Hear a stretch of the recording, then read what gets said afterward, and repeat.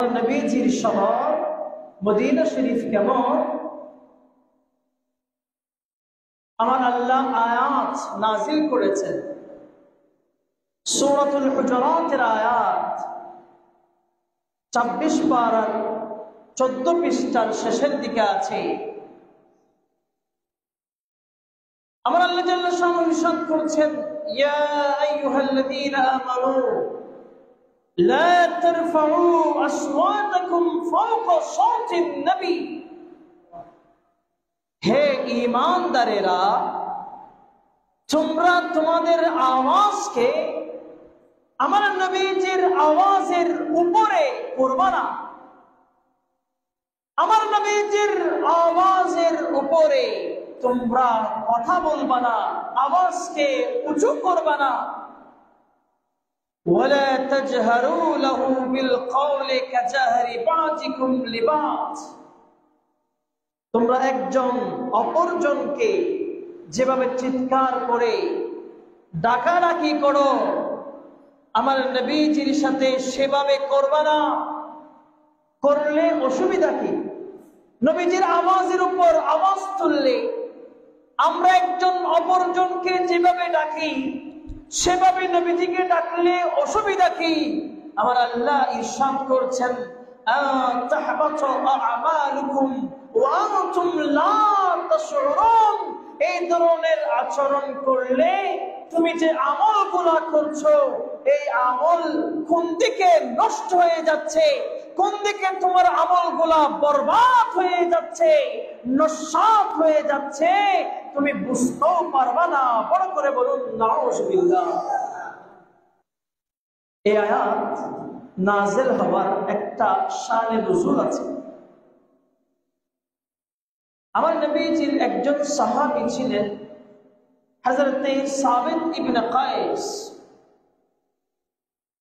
তিনি মানুষের কথা শুনতে হলে মানুষ কথা একটু বড় করে বলতে হইত, আর ইনিও স্বভাবত বড় করে কথা বলতেন। মানুষও বড় করে বললে ইনি শুনতেন, ইনি নিজেও বড় আওয়াজে কথা বলতেন। বারগাহে রিসালাতে আমার নবীজির দরবারে তিনি একবার এই ধরনের বড় করে যখন কথা বলেছিলেন, আমার আল্লাহ আয়াত নাজিল করে দিয়েছেন, লা তারফাউ আসওয়াতাকুম ফাওকা সাওতিন নবী। আয়াত যখন নাজিল হয়েছে, দেখেন আমার নবীজির প্রিয় সাহাবীর আদর্শ।